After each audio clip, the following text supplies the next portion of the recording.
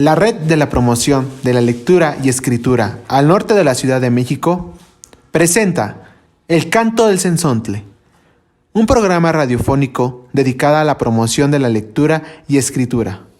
En nuestro podcast podrás encontrar entrevistas, opiniones y mucho más. Leamos, amemos y pensemos. Hola, sean bienvenidos y bienvenidas a una nueva temporada de su programa que lleva por nombre El Canto del Cenzontle. Yo soy Andrés Morales. El día de hoy, 30 de agosto, es muy especial, y no solo porque se acaba el octavo mes del año, sino que también se conmemora una importante fecha para toda la sociedad. México lleva acumulado hasta el 2021 más de 100,000 casos de desapariciones forzadas, siendo esta una cifra desgarradora. Es por ello que la Organización de las Naciones Unidas declaró el 30 de agosto como el Día Internacional de las Víctimas de Desapariciones Forzadas. A lo largo de 12 años desde que se ha reconocido esta fecha, los casos de desaparición forzada a lo largo y ancho del mundo no han disminuido. Desde la gestión de Felipe Calderón, con la militarización del país, comenzó un grave aumento de casos, muchos de ellos ligados a la guerra contra el narcotráfico.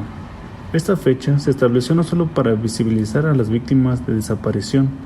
Asimismo, nos encontramos con las víctimas que sufren por no encontrar a su familia, amigo o pareja, y dejando grandes marcas a todas las personas de las que era parte en su comunidad. Algunas de estas víctimas las podemos ver en los medios de comunicación masiva, buscando a su familiar o desaparecido, pero hay más víctimas que no aparecen en los medios de comunicación. Primero se llevaron a los judíos, pero como yo no era judío, no me importó. Después se llevaron a los comunistas, pero como yo no era comunista, tampoco me importó. Luego se llevaron a los obreros, pero como yo no era obrero, tampoco me importó. Más tarde se llevaron a los intelectuales, pero como yo no era intelectual, tampoco me importó. Ahora vienen por mí, pero ya es demasiado tarde. Para poder comprender un poco más sobre el tema del día de hoy, abordaremos algunas narraciones sobre el tema de la desaparición forzada, las cuales vamos a retomar del texto Entre las cenizas, historias de vida en tiempos de muerte. Este texto es una colaboración de diversos escritores y escritoras, de entre lo que podemos encontrar a Elia Baltasar, Marcela Turati, Daniela Arrea Gómez, y que fue publicado en el año 2012, es decir, unos meses después de que la ONU haya pronunciado el día de manera oficial. Para poder profundizar un poquito más sobre estas crónicas, nos acompaña hoy como invitado Osvaldo Hernández. Hola Andrés, un gusto estarte acompañando en este podcast, en esta nueva temporada del Canto del Cenzontle. Aún más con este libro Entre las cenizas, historias de vida en tiempos de muerte, ¿no? Pero primero hay que hablar un poquito qué es la crónica, ¿no? Muchas veces hemos escuchado esta palabra, pero en sí la crónica son hechos que ha pasado en un debido tiempo, en un debido espacio, momento, y que ha tenido gran importancia dentro de ese espacio, ¿no? Entonces creo que es muy importante que conozcamos qué es una crónica, ¿no? ¿Tú qué piensas acerca de ello? Me parece sumamente importante la función que tiene la crónica, por decir en este caso, que es contar una versión no oficial de lo que son los hechos, ¿no? Porque aquí justamente se habla de que en las noticias sale una versión de la historia. Sin embargo, aquí en las crónicas se plantea el testimonio directo de las víctimas. Entonces me parece sumamente importante esa tarea de realizar una crónica y también de leerla, porque es como leer directamente el testimonio de las personas. Ya no estás escuchando o leyendo la versión de terceros, aquí ya estás acudiendo directamente a los testimonios de las víctimas.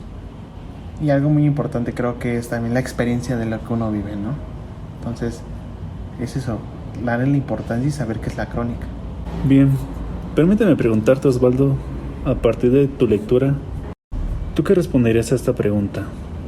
¿Qué impacto tiene en las sociedades y en las personas la desaparición? ¿Qué impacto tiene en las sociedades? Entonces, yo creo que tiene un impacto muy fuerte.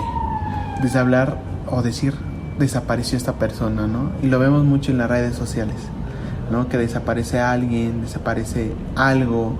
Entonces tiene un impacto muy grande, ¿no? Muy grande, en el cual, ¿cómo te lo podría decir?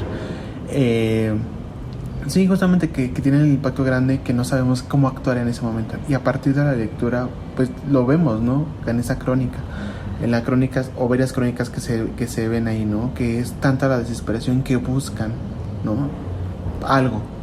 Pues sí, fíjate que justamente ya entrando en tema, en la crónica número 3 que se llama Las voces de la guerra y que nos hiciste el gran favor de leer un fragmento de lo que aparece ahí, pues exponen el caso de esta persona que se llama Nepomuceno Moreno, ¿no? Que justamente narra la desaparición de su hijo. Y bueno, respondiendo un poco a la pregunta, pues es un gran impacto, ¿no? Que tiene en distintos ámbitos, puede ser en lo psicológico, en lo social, porque se habla de cómo el tejido social se empieza a perder, ¿no? En este caso las víctimas que pierden ya sea a su madre, a sus hijos, a sus padres, pues son excluidas y se les acusa de que no educaron bien a sus hijos, ¿no? Como es el caso de Nepomuceno, que a él se le dice que su hijo fue detenido o desaparecido porque no le brindó una educación adecuada. Entonces ahí hay como una discriminación. Entonces yo, como lo percibo de la lectura, hay como un punto negativo y un punto positivo.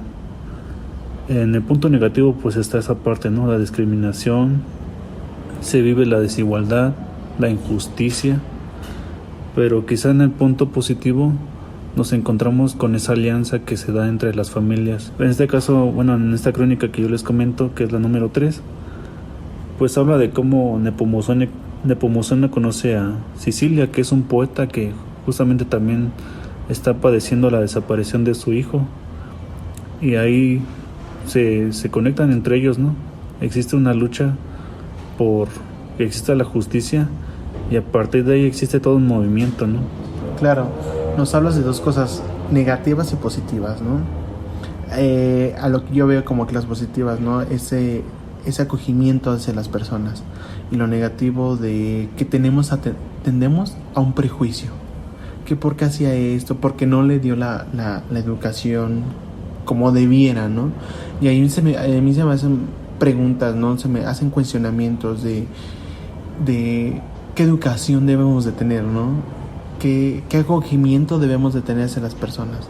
¿Qué es la justicia, como tú bien lo dices, ¿no? ¿Cómo podemos llevar correctamente a la justicia? Justamente el impacto que tiene en la sociedad pues es muy complejo, porque por una parte, como yo les comentaba, existe el fenómeno de que el tejido social se empieza a perder, pero pareciera que por otro lado se está recuperando. Algo que me parece muy interesante de esta tercera crónica se llama las caminatas del silencio, que son un movimiento que inicia Sicilia, que es el poeta que perdió a su hijo. Entonces él organiza unas caminatas hacia la Ciudad de México, en las que se va agregando más gente, ¿no? Que también es víctima de las desapariciones forzadas. Entonces eso me parece muy importante. Y bueno, algo que dicen ahí que me parece también rescatable es lo siguiente: el silencio es un arma muy poderosa que permite decir lo indecible. Y esto me resalta mucho porque en la crónica también se maneja ese silencio, ¿no? Y es un punto destacable que yo encuentro también en la crónica. Esto me lleva a plantearme una pregunta: ¿qué es lo que quieren las familias de los desaparecidos? Lo que quieren las familias de los desaparecidos, a mi lectura y a mi ver, es que todas las crónicas de este libro buscan algo, la justicia. Y esa justicia los va a tener o los lleva a una vida en paz. Porque también ahí vemos varias cuestiones de que no viven bien, enfermedades, pero porque no saben lo que está pasando, no tienen alguna respuesta en concreta de lo que está pasando con ellos o con sus familiares desaparecidos. En ese caso también lo que están pidiendo pues es la verdad para saber en qué condiciones se encuentran los desaparecidos, si siguen vivos o no, y también exigen la verdad, porque en estos casos, como mencioné, pues existe como una discriminación y se piensa que todos los desaparecidos pues andaban en malos pasos, pero la familia exige la verdad Sí, como te digo, y como lo he mencionado, tenemos un prejuicio dentro de este tipo de casos, ¿no? De que, bien lo dijiste, ¿no? Estaban metidos en algo. En este mundo vivimos, o en este país vivimos en muchas cuestiones, ¿no? Vivimos en muchas cosas, en las que también, como tú lo mencionas, necesitamos la verdad de los hechos. Muchas veces escuchamos muchas verdades, supuestas verdades, en la cual no sabemos cuál es cierta. Ajá. Entonces yo creo que es también, pues, como te digo, la justicia es lo que permea más en estas crónicas, la verdad, y también creo que pues esa tranquilidad, ¿no? Que es lo que buscan, tranquilidad con uno y con su familia, ¿no? Con el saber cómo están esas personas desaparecidas. En las crónicas hablamos de diversos temas, pero eso me lleva a la siguiente pregunta, Andrés. ¿Cuáles son los efectos psicosociales en las víctimas y su familia? Pues fíjate que son diversos problemas. Exactamente en la crónica número 4, pues hablan de cómo las familias viven el proceso de distintas formas. Incluso tienen que acudir al psicólogo, porque a lo mejor en alguna situación el padre vive la situación de manera diferente que la madre. Entonces pues es muy diferente el efecto que tiene en cada persona. Sin embargo, en la crónica número 4, que se llama Tras las pistas de los desaparecidos, pues ahí nos habla un poquito más de cómo lo viven las madres, ¿no? En este caso se centra en las madres que pues al ser desamparadas, alejadas de su hijo, pues caen en primero pues una angustia, ¿no? No saben si su hijo está bien, está mal, quieren seguridad, exigen la justicia. Entonces pues hay un efecto, porque luego también sufren el abandono de la familia, ¿no? Yo tengo una pequeña lista que transcribí de algunos comentarios que realizan las familias. Te voy a leer algunos de ellos para que entendamos más o menos por qué están atravesando estas personas, ¿no? Entre las quejas o entre los comentarios se encuentra: me daba pena decir en el pueblo lo que me pasaba. Se queda uno sin trabajo, sin amigos, sin familia, como apestado. Creen que siempre va uno a pedirles algo. Las culpas dividen a la familia. Todos se recriminan. Somos como esas estrellas en el cielo. La mía es una estrella opaca que está apagada.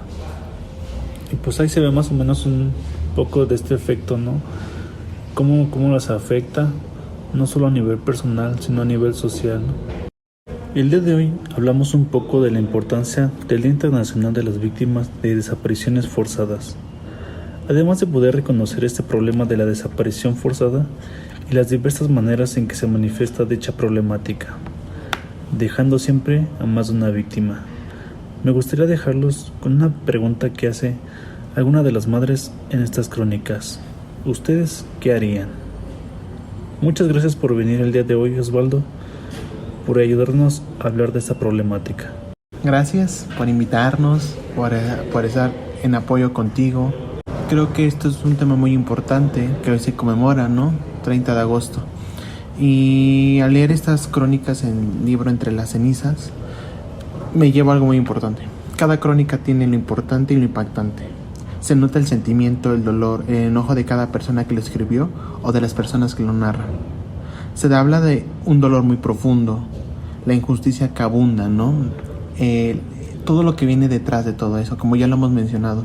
Podríamos pasarnos hablando de eso durante todo el tiempo, pero no vamos a llegar a una respuesta concreta, ¿no? Sino que pues hay que ver y visibilizar todas estas cosas que pasan, ¿no? Y qué mejor pues en este libro que tenemos, ¿no? Que son varias escritores y escritoras que tienen estas crónicas, ¿no? Muchas gracias a nuestro invitado por venir a nuestro programa y compartirnos sus comentarios. Pero sobre todo, gracias a todas y todos por acompañarnos el día de hoy, en el inicio de nuestra segunda temporada. Nos vemos el próximo miércoles. La Red de Promoción de la Lectura y Escritura en el norte de la Ciudad de México presentó El Canto del Cenzontle.